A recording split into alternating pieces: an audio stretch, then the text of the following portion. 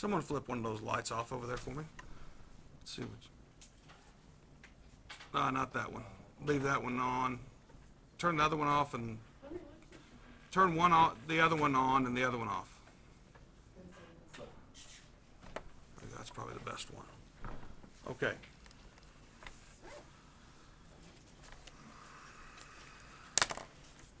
So everyone can write on the top.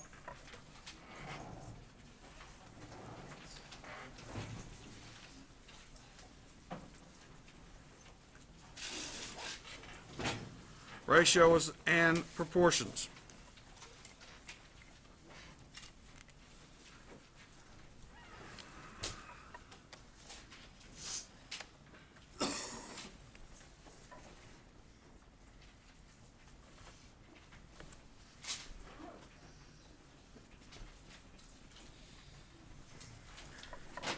Ratio is a comparison of two things, quantities, using division. That's what the book says. Now, in essence, a ratio can be written as some number, quantity A, over some quantity B, because that means A divided by B.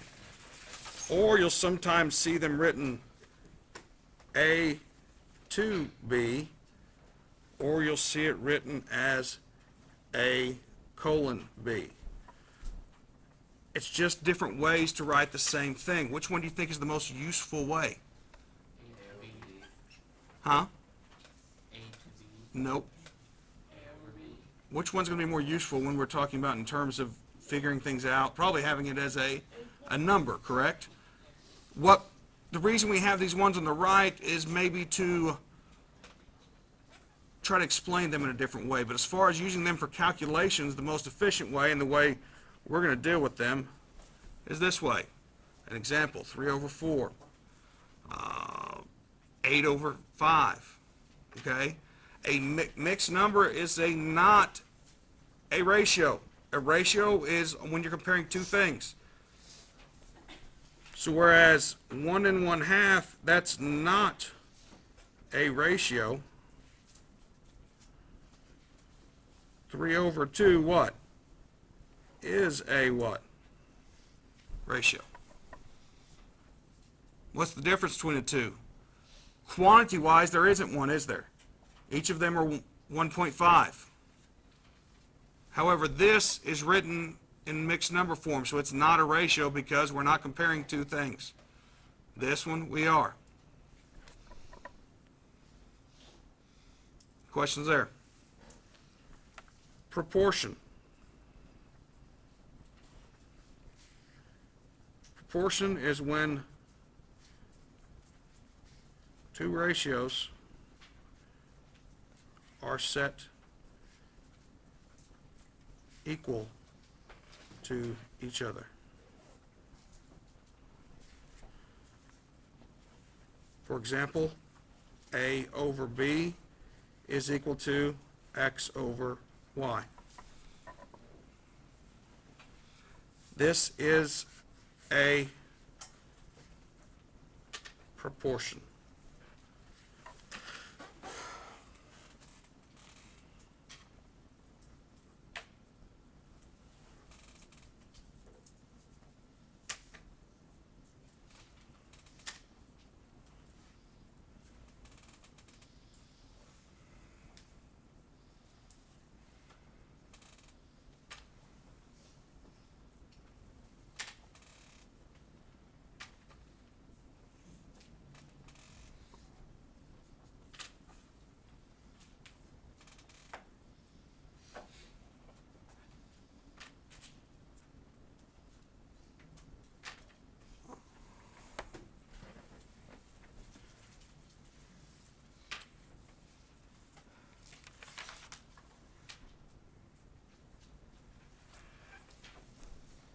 This is what we're going to focus on, these proportions.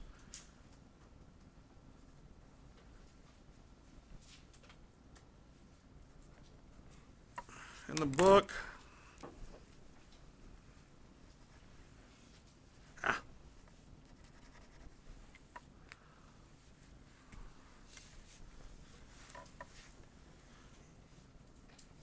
that is a mean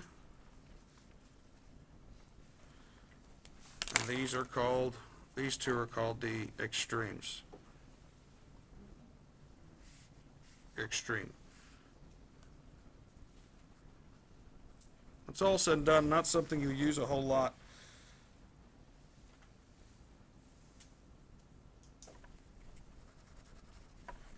You guys remember doing this, and this is really what this is all about.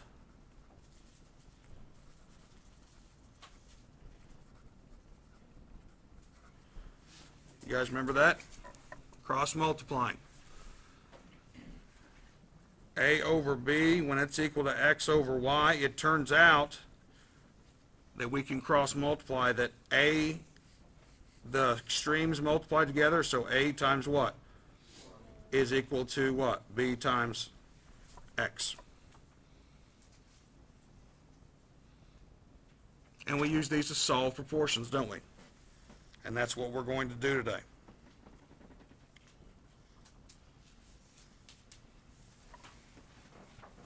Everybody get out your red books.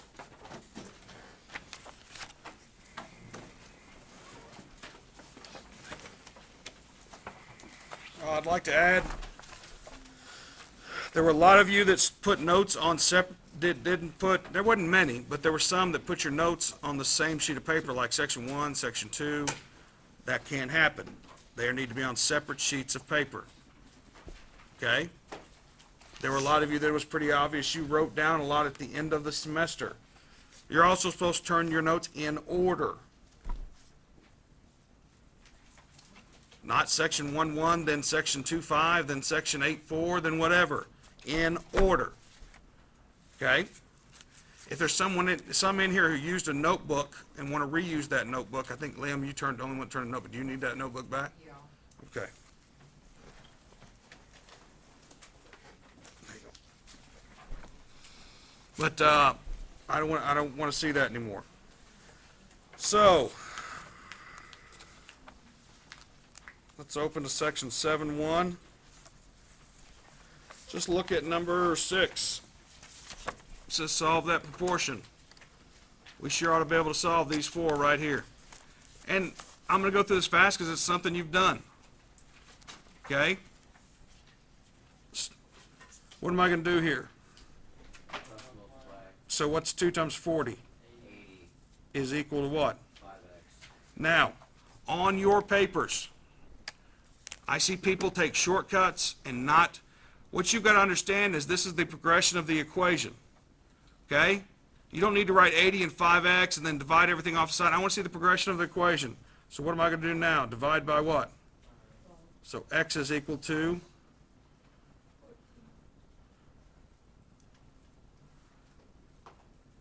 Actually, is it 16? 16. I need to see the progression of the equation. I'll do the next one on a sheet of paper so it doesn't, so I can show that a little easier. You can write these on your paper, on your workbook. Number 7 says 7 over 10 is equal to what? 21 over what? X. Okay, we are now going to cross multiply. Well, 7 times x, so this has become 7x, is equal to 10 times 21? 210. I need to see that equal sign. Working down. Does everybody understand that? 30? That's what I want to see on your papers. No ifs, ands, buts about it. Not up for discussion. Number 8. Or actually, I don't want to do number 8. I want to do, let's do number 9. It says that 5x is equal to 35, and 5x over 4, and it's 35 over 8. Okay. I'm going to cross multiply here. 5x times 8 is what? 40x. That's equal to whatever the multiplication of the, when you multiply the means there. What is that? Huh? 140. What am I going to do now? Divide by 40. Both sides by 40.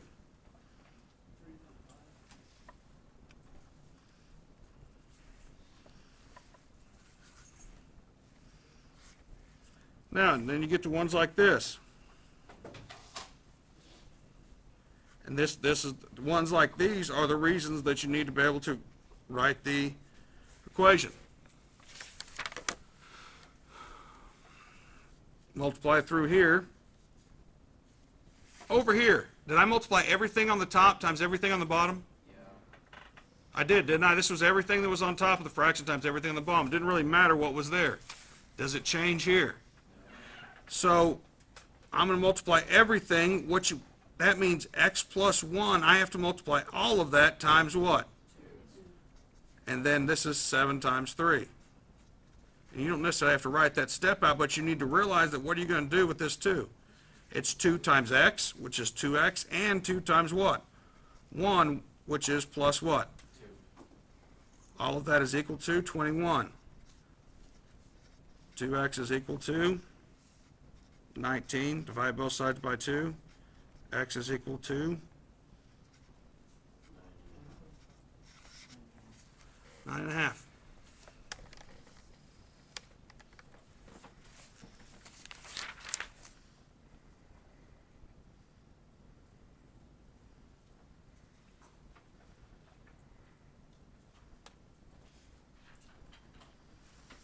Everybody look at number 10 on page 84.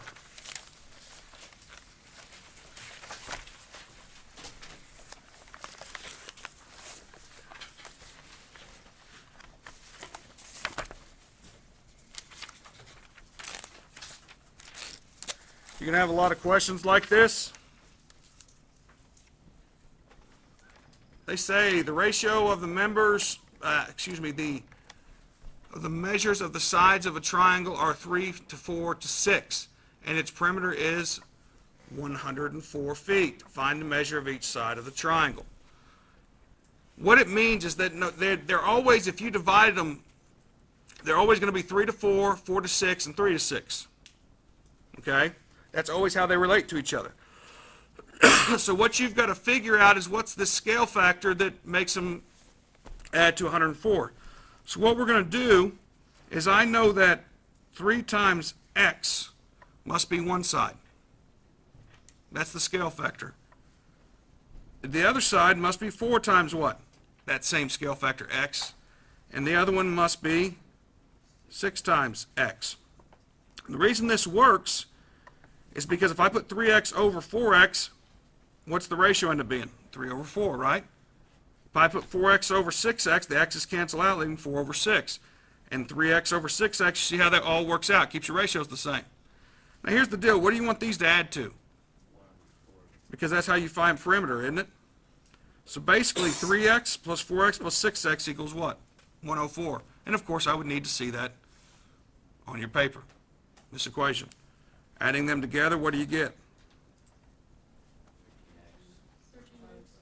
Divide both sides by 13. What do you get x equal to be?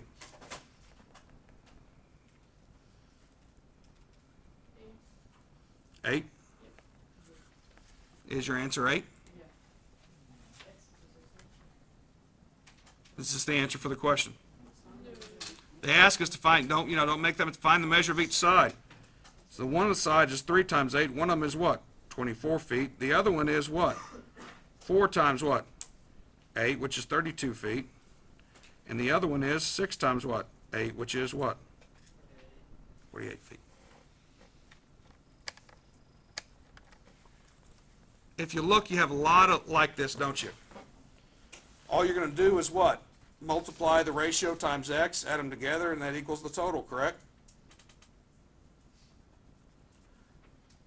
How about number 13? The ratio of the measures of 3 angles is 4, 5, and 6. Find the measure of each angle of the triangle. They didn't give you a sum there, did they? But should you know it? What do the angles of inside a triangle always have to add to? So, 4x plus what? Plus what? All has to equal what? So we solve and find x, then we plug it in to find each angle, correct? They asked to find each angle, right? Okay. No reason to change now.